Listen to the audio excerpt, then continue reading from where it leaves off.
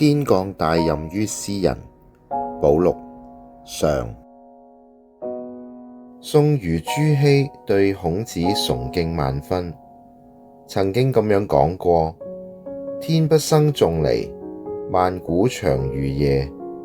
佢深深咁感到，如果冇孔子，中國嘅思想、文化、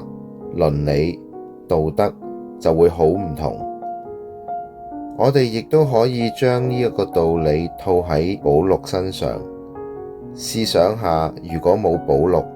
教會會唔會一樣呢？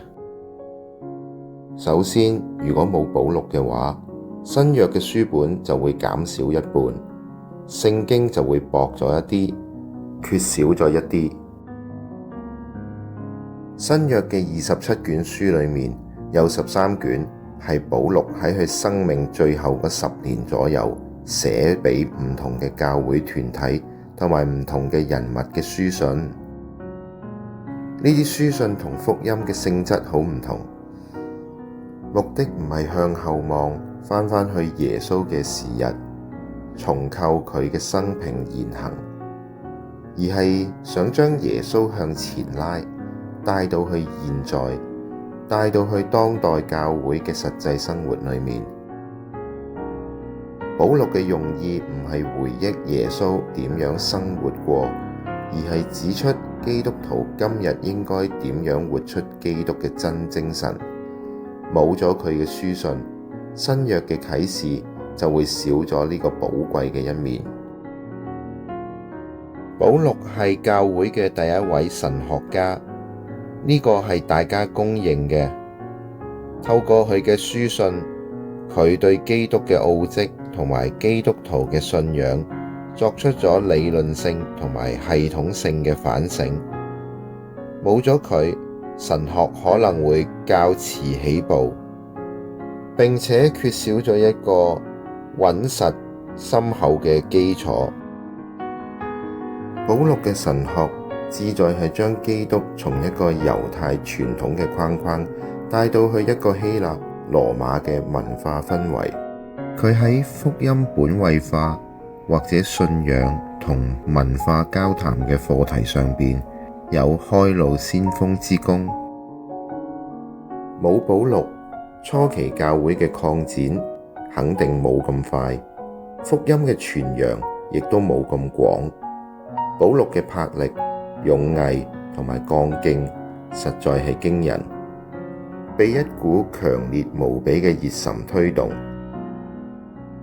佢喺短短嘅20年左右，長途跋涉，足跡遍佈地中海沿岸各地，橫跨亞歐洲。路加記載咗佢3次嘅長途傳教旅程，所到之地，佢宣講基督，建立團體。3次艱辛嘅傳教旅程之後，佢仲雄心萬丈，計劃再次出發，繼續向西面走，經過羅馬，直達歐洲極端嘅西班牙。可惜後來功未成，而身先死。除咗佢嘅傳教成果之外，佢廣闊嘅視野同埋心胸，亦都係難以媲美嘅。當初宗徒們仲唔清楚基督嘅救恩係咪無條件同猶太人以外嘅外邦人分享，伯多祿被邀去到羅馬百夫長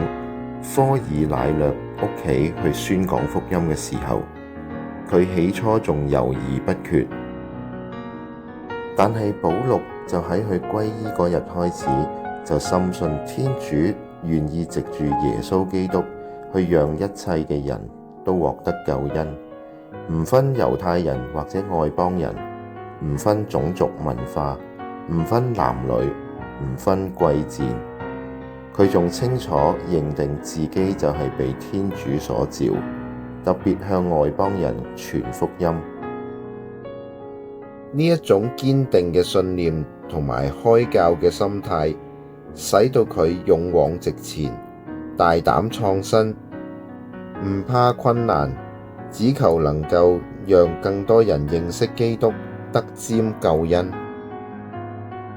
保祿嘅不凡亦都可以間接咁喺佢嘅敵對者之中反映出嚟。約喺西元58年，保祿喺耶路撒冷被捕之後，被介送到去凱撒勒雅，喺羅馬總督斐理斯面前受審。有人嚴詞控訴佢咁話：我們查出這人實在是個危險人物，他鼓動天下的一切猶太人作亂，又是納匝肋教派的魁首。呢啲誇大無理嘅控詞，不但透露保祿如何因為宣講基督而被自己嘅同胞恨之入骨，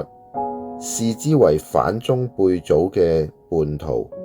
亦都指出當時輿論對佢嘅評估，間接咁樣反映咗佢嘅了不起。佢有本領、有才幹、有號召力，竟可以鼓動天下嘅一切猶太人，又能夠成為納匝肋教派嘅魁首。佢嘅危險性遠超過伯多祿同埋其他耶穌嘅正宗弟子，大家對佢又佩服又顧忌又害怕又仇恨。